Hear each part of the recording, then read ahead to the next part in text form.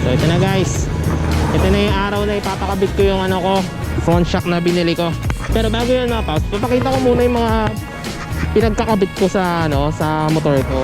Itong nakarang araw lang, isang araw lang palipas nun eh. So ito nga mga paps, teka. So mga paps, ito yung kinabit ko. Pang Raider 150 yan, na card type sa ano, brake lever. Then ang ginawa ko dyan, itong ano, itong bolt na stock, hindi kasi siya kasya eh. Kaya gumamit ako ng 10mm na bolt. Then pati rin yung ano, na nut sa ilalim. Kasi pag kinakabit ko siya, tapos nilalagay ko yung 10mm na bolt, hindi nagkakasya. Yung kasya mga paps, mga moms.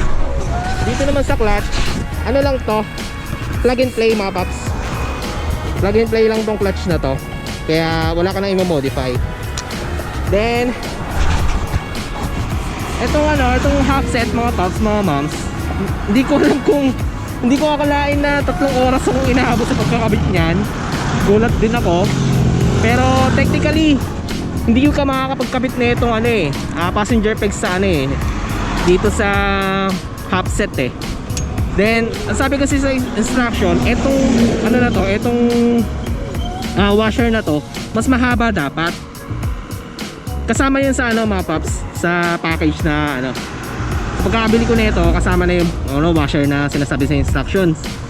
Pero yun nga, since nilagyan ko naman ng passenger pegs, gumamit ako ng maliit na ano, washer. Dito dapat yan mga paps eh, itong washer na to, dito dapat yan eh. Since may extra naman akong ganito, yung sa rear set ko dati, kaya nilagay ko na lang dyan. So sa kabila mga paps yan natin. Dito sa kabila mga paps, medyo mahirap eh, kasi etong ano na to, etong brake master pump na to, dapat dito, wala, nandyan yan sa dulo eh. Dito sa kabitan ng ano eh, ng passenger pegs eh. Dapat nandun yan eh. So ginawan ko na lang siya ng paraan. Tingnan nyo. Ayan. Papansin nyo, nilagyan ko rin ng washer. Kasi nga, dapat pasok yan eh. Pasok na pasok yan. Kasi etong ano na to, etong brake master ano na to, na pump, nandito dapat sa may passenger pegs. Eh since nilagyan ko na siya ng passenger pegs, nandiyan siya no, pops. So far okay naman, di naman nakaka-apekto. Then ito nga, nilagyan ko na lang ng washer na bilog din. Tsaka ito mga pops, tingnan nyo, magkaiba yung kulay ng washer, diba? Yung isa kasi dyan, galing sa ano, dito sa half set. Yung isa naman, galing sa full set ko. Kaya nagawa ko siya ng paraan kahit papaano. Then ito etong ano na to mga pops, itong reservoir na to ng brake fluid, ang ginawa ko dyan, nilagyan ko na lang ng ano, ng bolt at saka nut dito sa pakpak ng ano, passenger pegs. Kasi nga ano eh, wala na siya pagkakabitan eh. Then etong brake hose mga pops, mapansin nyo, medyo malapit siya sa gulong, diba? Medyo malapit siya sa gulong eh, pero hindi naman siya tumatama. Wala naman tama yan mga pops. Wala naman tama yung ano na yan, yung brake hose na yan. Tsaka ganun pa rin naman, ano pa rin, may power pa rin yung brake master na ano, itong rear brake ko. So bakit nga ba ako na ganito, nag half set? Ang forma kasi, di ba? Para sa akin ha, napopormahan ako eh. Ang disadvantage nga lang, pahirapan sa pagkabit, lalo na kung maglalagay ka na itong ano, passenger pegs. Then ito pa pala mga paps, tingnan nyo ha, kung maglaangkas ka, kung maglalagay ka na ano, angkas, ganyan naman nangyayari.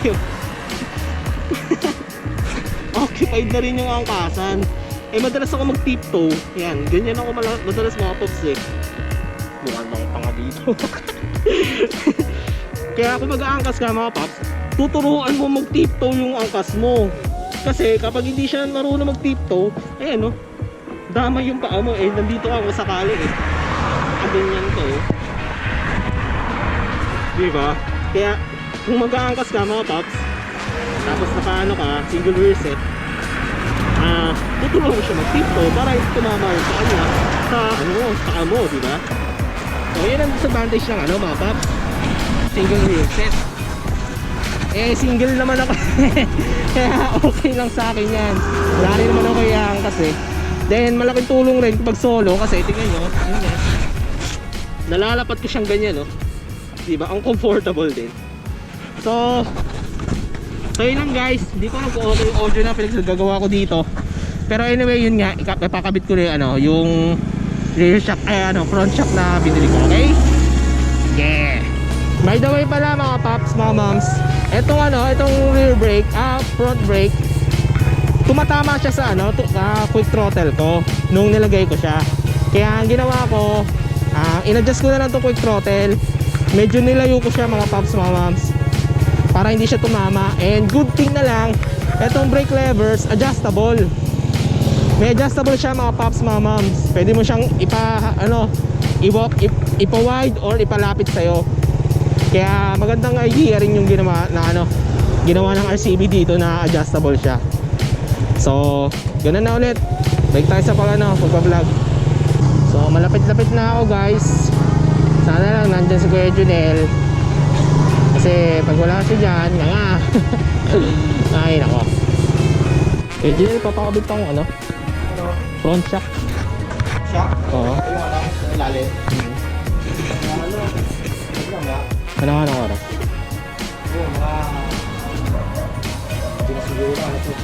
Matagal-tagal pa ba yan? Kasi top-over ito. Bukas kaya? Baga. Sige. Bukas na lang ako. Sige kayo din. Salamat. So guys, yan na nga ba yung sinasabi ko. Andyan nga si Kuya Junel, pero may gawa naman siya. Ang top overhaul, kaya hindi ko maihintay kasi matagal yun, panigurado. So ganun na lang gagawin ko mga paps. Pagpapabukas ko na lang. Sa inyo, segundo lang ang lilipas. Sa akin, ilang oras. So ganun na lang ulit guys. Segundo na sa inyo, araw sa akin, okay? Ang daya nyo, nakakainis kayo. A few moments later. So ito na yung araw na ipapakabit ko yung shock mga paps, mga moms. Kaso parang panahon na nagsasabi huwag ko na daw ipakabit parang mundo na kasi kung iisipin nyo, diba, nung binili ko yung shock, wala akong makitang CNC. Then nagdalawang isip lang ako dito sa Leivenger na brand. Pangalawa, pumunta ako kala Kuya Junel, wala siyang may ginagawa siya, bali hindi ko pa napakabit. Ngayon pangatlo, eto naman umuulan. Parang mundo na nagsasabi na, "Uy Vinci, huwag mo na ipakabit yan, madidisgrasya ka lang." Diba alam niyo yun? So, pero kahit na ganun mga paps, ipapakabit ko pa rin, bahala. bahala na. Para mabigyan ko rin kayo ng feedback kasi hindi natin malalaman yung isang produkto kung hindi natin itatry So, ito na guys. Sana nakalaklo kayo Junel, okay? Sana lang wala siyang gawa. So, yun lang, okay? Yeah. Nakakatawa naman mga paps. May sumigaw na naman sa akin ng idol. Nakakotse siya Shoutout tayo paps. Hindi nakuha yung camera ko So, shoutout tayo paps. Ang kulit. Pinagawa niya ako idol.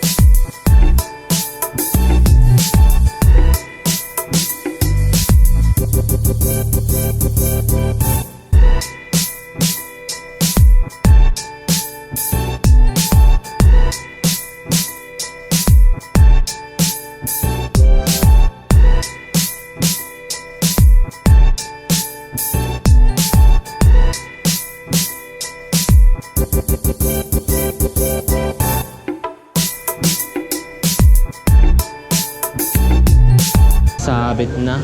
Ibig sabihin mababa to. Mababa yung tigil. Oo, sayang. Bawa yan. Oo nga. Wala, kailangan nga siguro tanggal. Tanggalin na natin. Oo. Mababa yung tigil. Sayang. Sabit. Bali dalawang butas. Dalawang butas.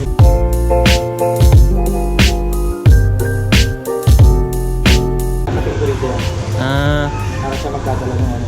Pwersa. hindi yung mismong fender. Pero hindi mo siya maalat. Oo. Paproseso rin pala eh. Akala ko ano, plug and play na lang. Akala ko plug and play. Hindi pa pala.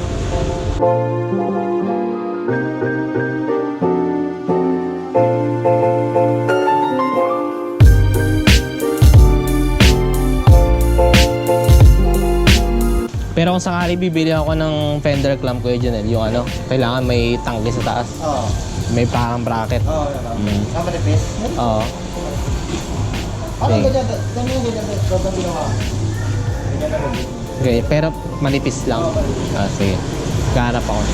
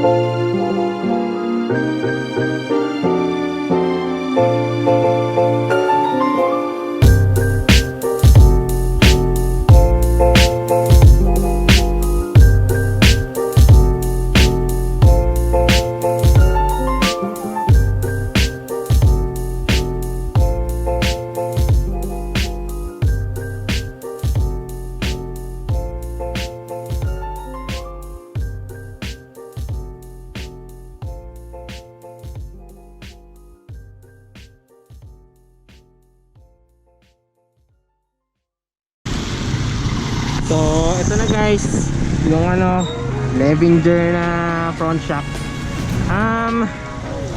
To be honest, marami kaming modify na ginawa eh. Napanood nyo yung vlog.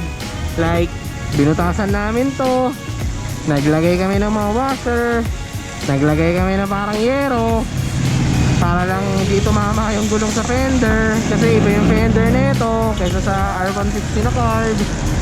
Lang and play naman na yung ano, front shock sa Raider 150 R5, pero yun nga, mag-modify pa kami dito para sa fender, kasi ang nangyayari pag umaandar, sumasayad yung gulong dito sa taas ng fender, kasi ano na eh, medyo lapat na eh.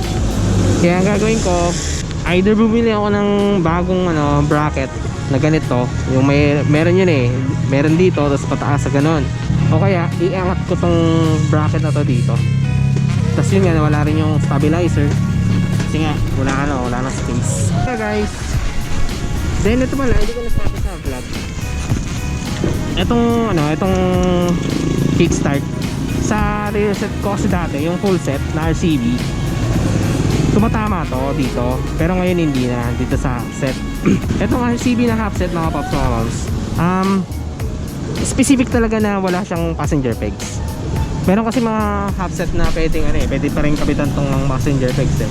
Pero itong RCB na half set, talaga wala talaga siya dapat na passenger pegs. Naka-design siya talagang walang passenger pegs. So ginawa ko na lang talaga ng paraan para lang makapit tong passenger pegs na to. Pero pag yung mga bushy or NUI, eh medyo mababa lang yun. As far as I know, nandito lang yun eh. Dito lang yung ano na yun, yung tapakan. Kaya pwede pa nitong ano, hindi siya malapit katulad na ito. So yun lang guys, at ako uuwi na dahil inaantok na ako, nagugutom pa ako. Ang tagal din ng ano namin eh, ng modification na ginawa eh. Like 8:30 ako dumating, alas 11 na kami natapos, di ba? Kaya matagal-tagal din na modification. So yun lang guys, either bumili ako ng bracket or i-adjust ko na lang yung ano, yung bracket nito sa front fender. Ayan na, modify ka kasi na modify eh. Yan tuloy, masakit ulo mo. So, at least alam nyo na mga paps, mga mams. Kasi pag sa Raider na carb, yung trusty na binili ko na fender clamp, plug and play na lang yun pag ganito yung front shock eh. Pero dito sa Raider 150 ay iba pa pala. So, yun na lang guys. You all know the drill. Ride safe. Peace out.